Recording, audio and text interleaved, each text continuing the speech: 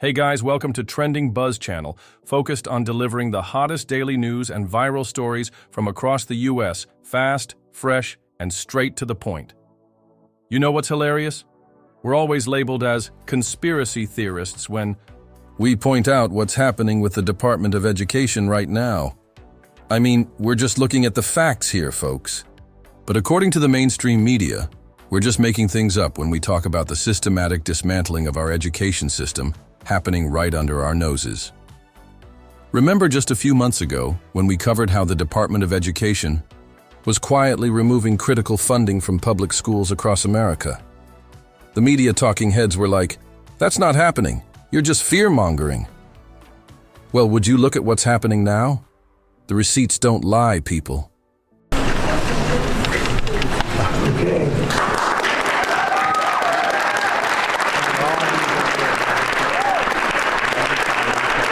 My administration will take all lawful steps to shut down the department. We're going to shut it down and shut it down as quickly as possible. It's doing us no good. We want to return our students to the states where just some of the governors here are so happy about this. They want education to come back to them, to come back to the states, and they're going to do a phenomenal job.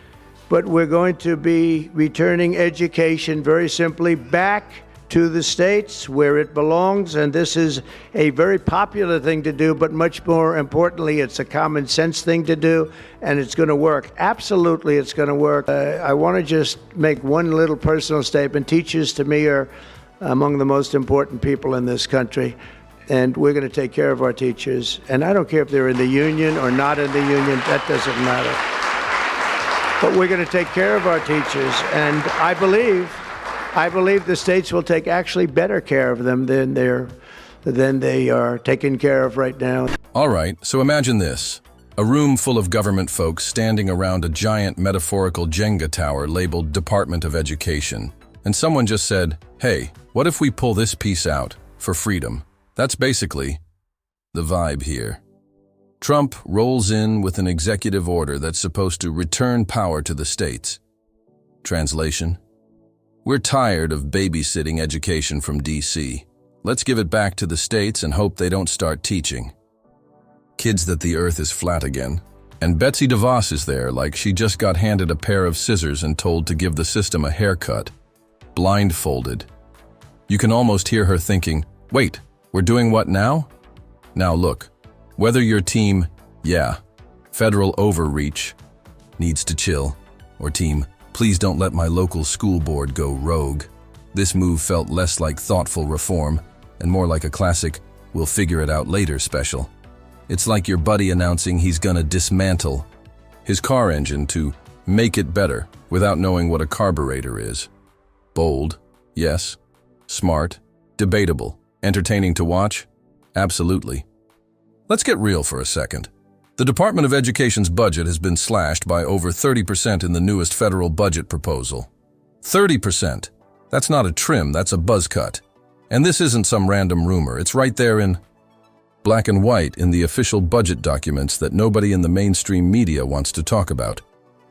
What's even crazier is how they're trying to spin this. We're not dismantling education, we're empowering states. Yeah, sure, by cutting federal oversight that protects vulnerable students and ensures equal education opportunities. Makes total sense. Eye roll, and get this. The department's workforce is being reduced by over 4,000 employees. These aren't just random bureaucrats pushing papers. These are people who monitor civil rights compliance in schools, who oversee special education programs, who make sure your kids actually have qualified teachers in their classrooms. Look at this clip from last week's congressional hearing.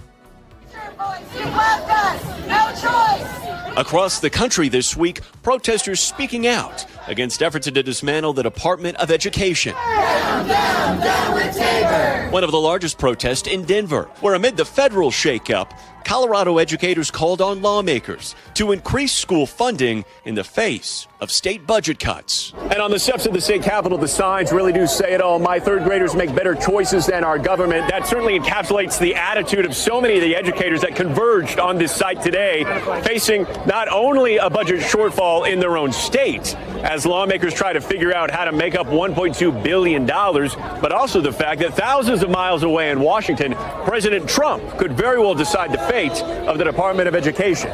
We will lose out on services. We will lose out on staff. Our buildings will be underfunded, and our kids will not get what they need. Did you catch that? When confronted with the actual numbers, they couldn't even deny it. They just pivoted to talking about administrative bloat and returning control to parents. Classic deflection when the facts are staring them right in the face. And this isn't just happening at the federal level. Let me show you what's going down in states that are following this blueprint. In Oklahoma, they've eliminated 23 education programs in just 3 months. In Florida, they've removed school board authority over curriculum decisions. In Texas, they've cut funding for teacher training by 45%. The pattern is crystal clear. This isn't about improving education, it's about dismantling it piece by piece. I don't think anything happens immediately. I'd like to snap my fingers and have education reformed, throughout the country, but it's going to take a bit. The president wanted to make it crystal clear that things like funding for special needs students, our Pell Grants, those kinds of things are going to continue. Those programs that are outward-facing to our students and to individuals will continue. What's your message to people who owe money in student loans and are worried about what this means for them?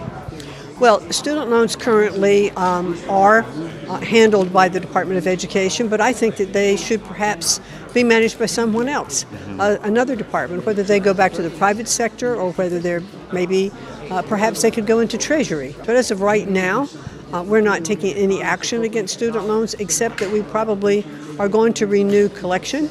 There have been no collections, believe it or not, since March of 2020. My goal is to make Congress aware and have full transparency with what we're doing so that at the end of the day, they buy into what we're doing, because we'll convince them that students are going to be better served by eliminating the bureaucracy of the Department of Education. All right, that was like jumping into a brainstorming session fueled by 3 shots of espresso and a motivational poster that came to life. So here's the vibe. The guy's breaking down why starting a business while you're young is a cheat code. And honestly, he makes a solid case. It's like he's saying, hey, you're already broke, might as well take a risk before your back starts complaining about chairs. One of the best points? You've got nothing to lose and everything to learn. No mortgage, no kids yelling about Roblox, no my boss is ruining my life drama. It's the perfect playground for trial, error, and maybe even a little success on the side. And he's not just tossing out random advice. He actually brings structure. Take action, embrace failure, and don't wait for a magical business idea to descend from the heavens like a glowing startup angel. Oh? And that waiting until you're ready myth? He drop-kicked that thing out the window. Basically said, start messy, fail loudly, learn fast, repeat. So yeah, if you're young and dreaming about doing your own thing instead of endlessly scrolling TikTok or daydreaming in lectures, this video's like that friend who slaps your phone out of your hand and goes, bro, focus, let's build something. Would you want more videos with that same mix of hype and realism? But wait, there's more. According to a report released just last week by the National Education Association, these cuts will disproportionately impact rural schools and urban districts with high populations of minority students. The very communities that need these resources the most are getting hit the hardest, and the timing couldn't be worse, with test scores still recovering from pandemic learning loss. But hey, who needs math and reading when we've got state autonomy? Am I right? Sarcastic thumbs up. What's even more ridiculous is hearing people defend this by saying, the Department of Education has only existed since 1979. We don't need it. As if that's some kind of gotcha. You know what else has only existed since the late 20th century? The internet, cell phones, and modern medical treatments. Should we get rid of those too? It's getting to the point where these aren't even thinly veiled attempts anymore. They're openly saying they want to dismantle public education as we know it. Don't believe me? Just look at this quote from last Tuesday's press conference. The era of big federal involvement in education is coming to an end. That's not some random Twitter user. That's straight from the education secretary's mouth. They're literally telling us what they're doing while gaslighting the public into thinking nothing major is happening. Here's the kicker. A memo leaked last week from within the department shows they're planning to eliminate the Office of Civil Rights Enforcement by next fiscal year.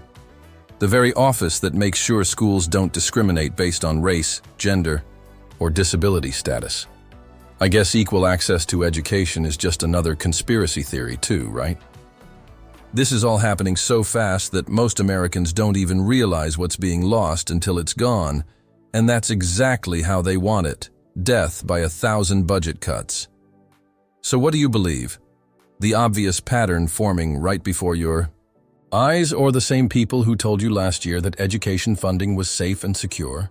The evidence is overwhelming, folks.